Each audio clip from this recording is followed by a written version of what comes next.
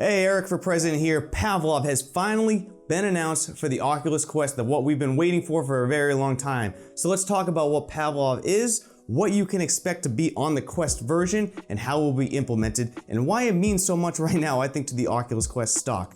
I'm Eric for President. Please leave a like if you enjoy the content, and please subscribe if you'd like more. Let's get into Pavlov finally being announced for the Oculus Quest. Pavlov is a military online shooter that can basically be explained as the CSGO of the VR world. On its current PC VR platform, it currently boasts a huge active community filled with user-created maps, content, and games, as well as immensely favorable reviews plastered all over Steam. It has been a highlight of staying power in the VR community and actively sought out as a hopeful-to-be game on the Oculus Quest. Well, on Twitter today, Dave Bills has announced the confirmation that Pavlov is coming to the Quest. He even posted a video showing some hands-on testing. And guess what? The alpha test is also available right now online for the Quest, which can be sideloaded onto it. All links for Dave Bills' tweets and the file for the Pavlov alpha will be in the description, but this is amazing news. The process being an alpha seems to be extremely early announcement, so don't expect any release date coming soon. But this is a wonderful news knowing wireless 6 degrees of freedom Pavlov is coming.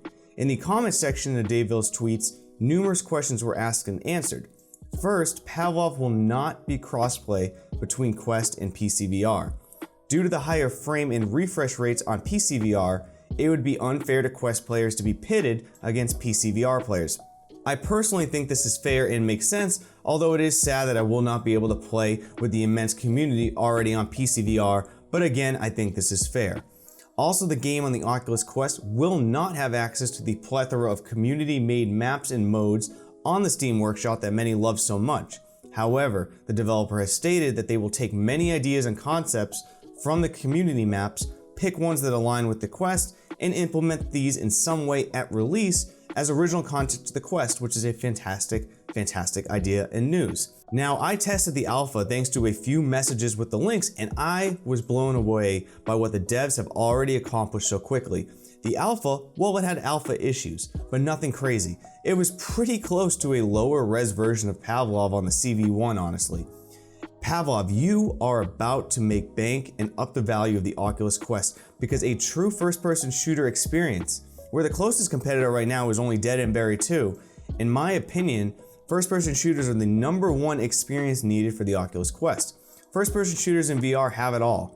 An organically native and understandable VR format where immersion is easy to accomplish.